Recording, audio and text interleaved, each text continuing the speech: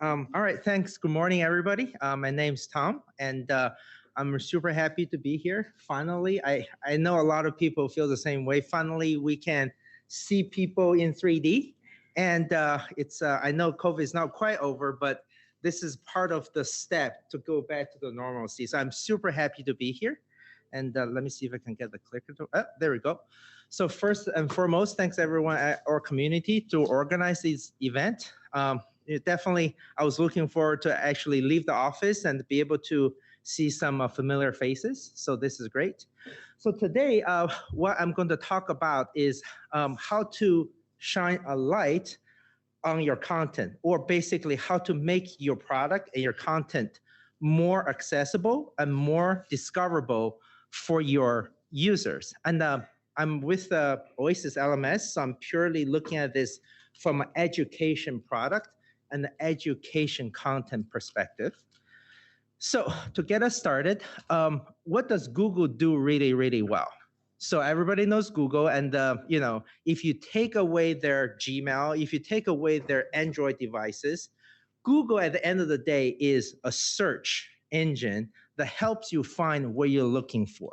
So just think about that, right? So that's really what people need, is find what they're looking for. And you have to ask yourself, are people able to find your product and your content that you work really hard on? So a common problem that we always hear is we have a lot of education content, but our learner can't seem to find any. So I'm not going to ask people to raise your hand, but that's a common feedback that we hear.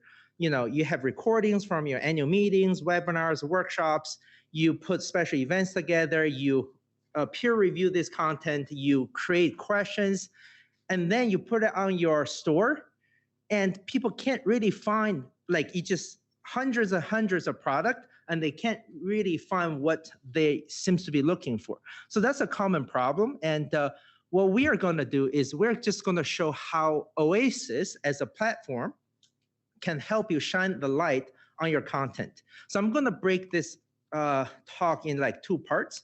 First is helping your user find the product you have, and then another part is to help your user find the content that you have inside those products. So just get the terminology a little bit on the same page. So I have this poor man version of a diagram that I drew. So the idea here is you have a lot of product, and each product essentially is a box that just happen to alternate red and blue color. So those are your product, and then inside the product lives your content. So if you think about it, most of the time you're selling the product, but what really buying when they buy the product is the content that live in the product. So I want to make sure that we have this definition set. People buy the product. When they buy it, they will be able to access the content that live in the product. So what do most organizations do? So there's a few very low-hanging fruit that I want to highlight. So, and then we're going to go to a few things that might trigger some new ideas in your mind. But I do want to highlight some very basic method to make your product more discoverable. So one thing is just organize your catalog so that I know it's really hard to read. It's even hard for me to read while I'm standing right here. But the idea is you organize your content by topic, by, say, the published date, by interest area, by the format, whether it's a webinar. Here's a few other examples by the interest area, by target audience, even the credit that's available, by, let me see here, I'm just reading off my slide. So type of courses or the competency. So the idea is you have a lot of content. If you organize you have a lot of product. If you organize your product in a way that allows your learner to land on your store and to be able to self-navigate your store and find what they're looking for, then you just made your product more discoverable, right? So that's what I say is the lowest hanging fruit that you have to go for. After that, you see that my screenshot covers a few of the search boxes, but you also have a search bar. So that's oftentimes the first place people go to when they land on your store. Is they sort of just have a blinder on that they're not even looking at how you're organizing your store. They just see the search bar and just type in something they want to search on. So that's a common user behavior. And typically, you're searching against the title of the product and the description of the product. But that may not always be the best match, right? So if you have a course on active shooter in a hospital and someone's searching for the word gun, it's not going to come up if you're just looking for a match on the title, right? So here's an example of tagging. So a lot of work went in there for a client of ours to tag their product. But what that gets you is now when the user do search for something on your store, not only is it matching the product's title and description, it's actually allow as the owner of the product to tag additional information so that your learner will be able to find the product that actually they're looking for. So I know it's really hard to read, but the gist of it is the more you tag, the better the search is going to come back, right?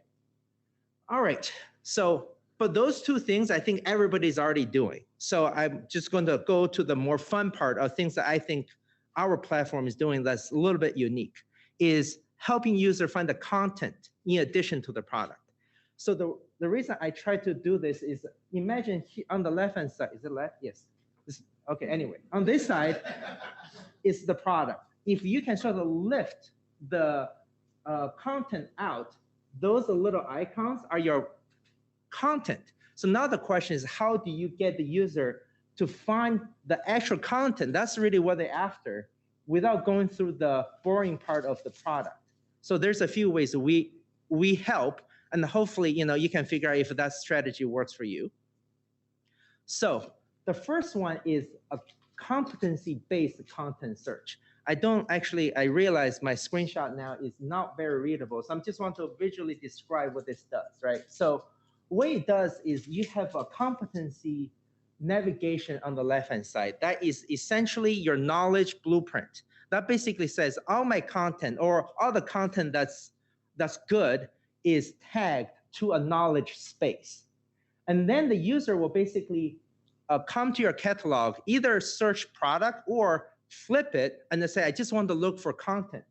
And then they will basically navigate against your knowledge blueprint to say, okay, in the screenshot I have here is under general concept, diagnostic testing, there is a subtopic called invasive EP testing.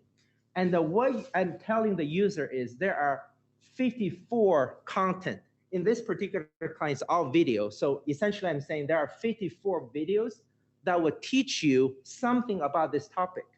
And when you click on it, what you see on the bigger area of the screenshot is all the product that actually contain those content. So now the user can decide, okay, should I pay $675 for a pretty massive product that has 733 videos?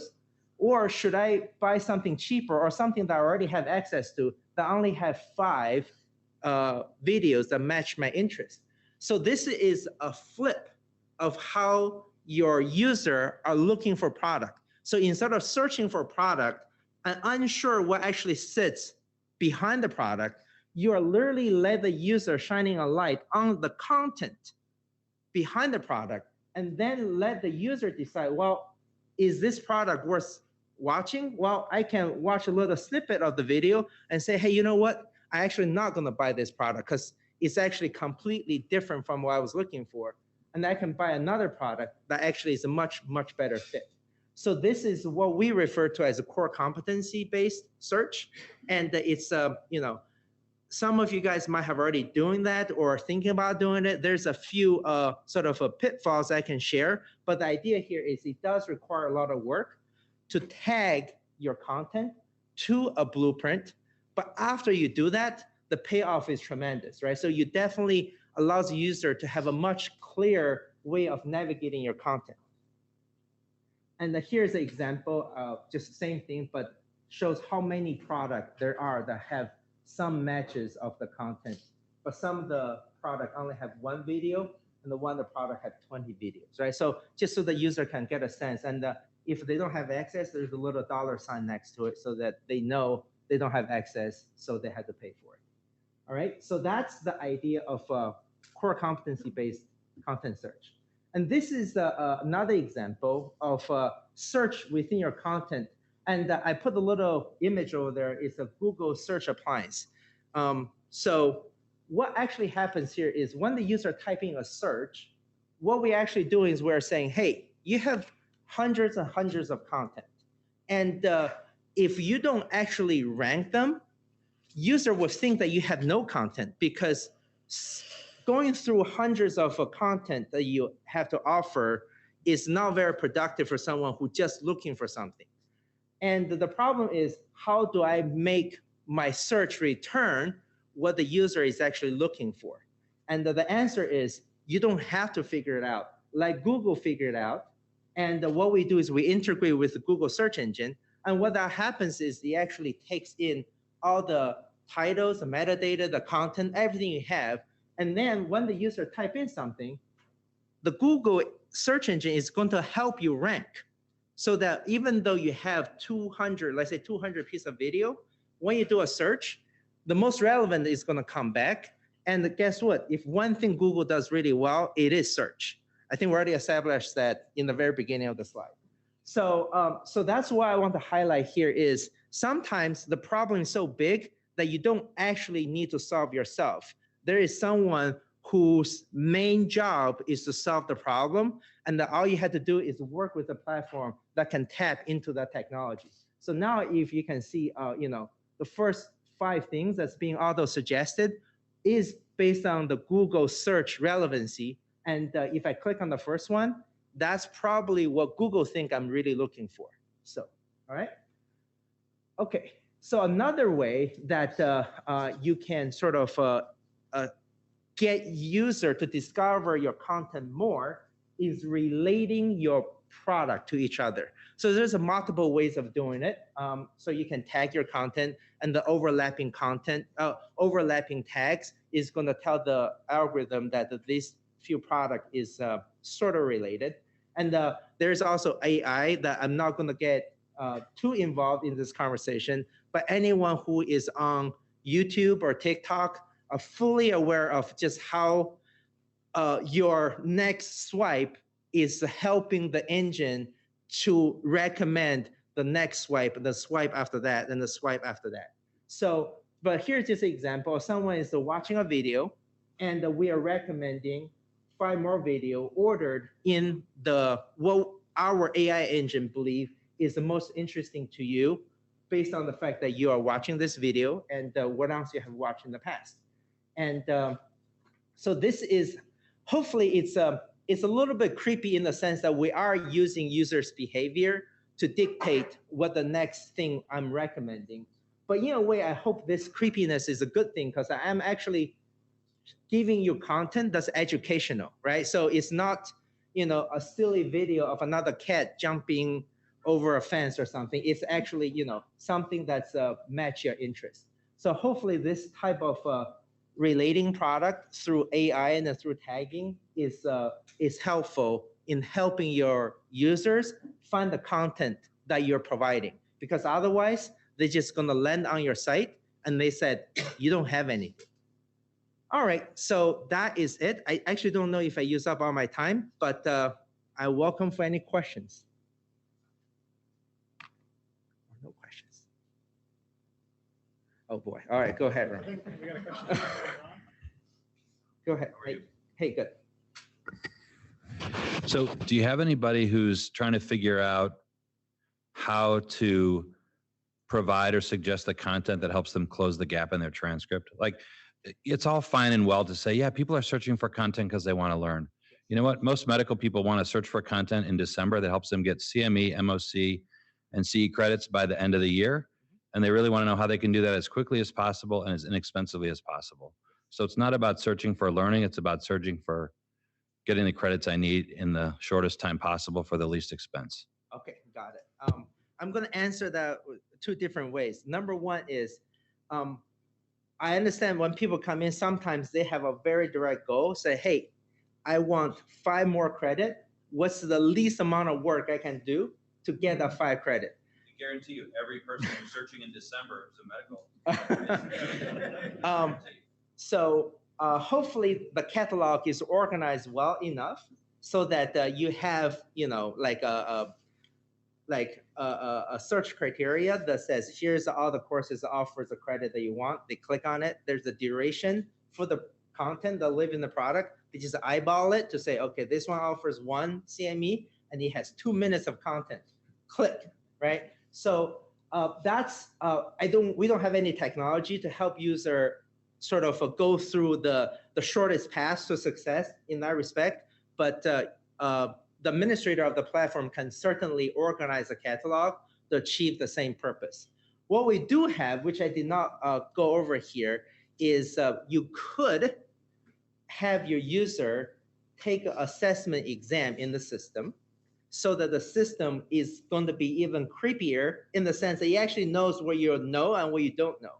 So that related product, the algorithm, is now going to recommend things that you actually don't know much about, so that I'm recommending things that's sort of is actually going to teach you something you don't know about.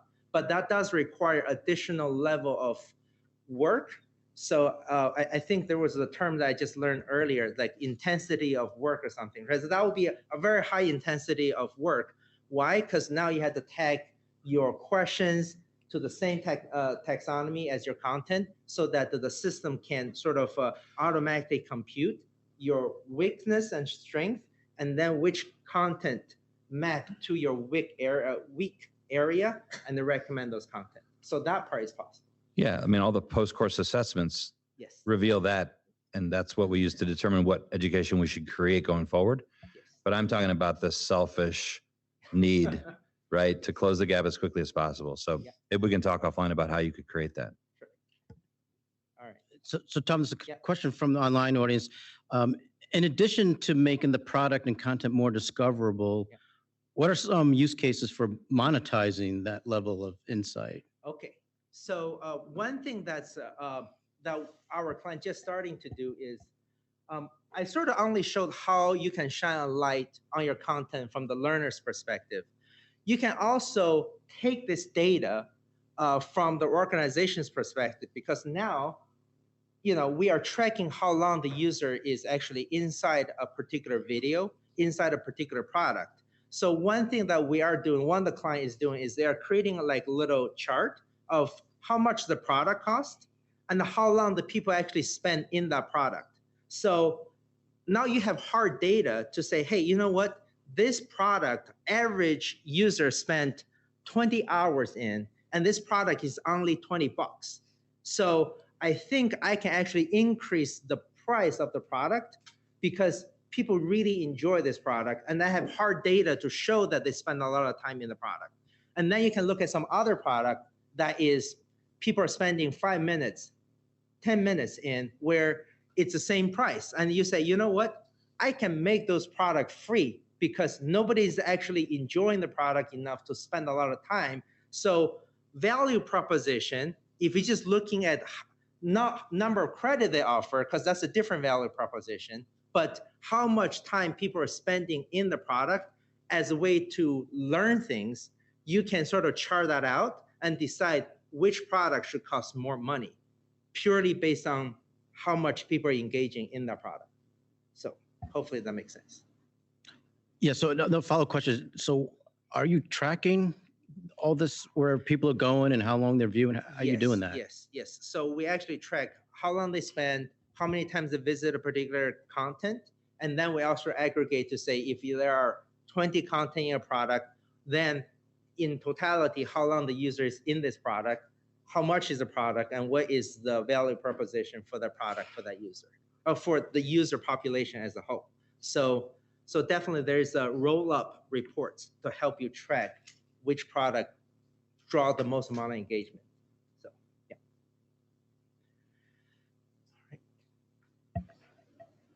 Thomas, here. Does the Google search integration just pay attention to the search history outside of the association site, or does it actually start learning from the queries going within the site? It's only on the platform itself. So it's a Google search appliance. It's actually not the Google, right? So it's a Google search appliance that only because Google cannot actually search your content because most of the time your content is behind a paywall. So Google cannot actually pierce through the paywall to index your content. So it's essentially we have a Google appliance that's inside the gate, so to speak. So it can index the content without having to go through the paywall. So yeah.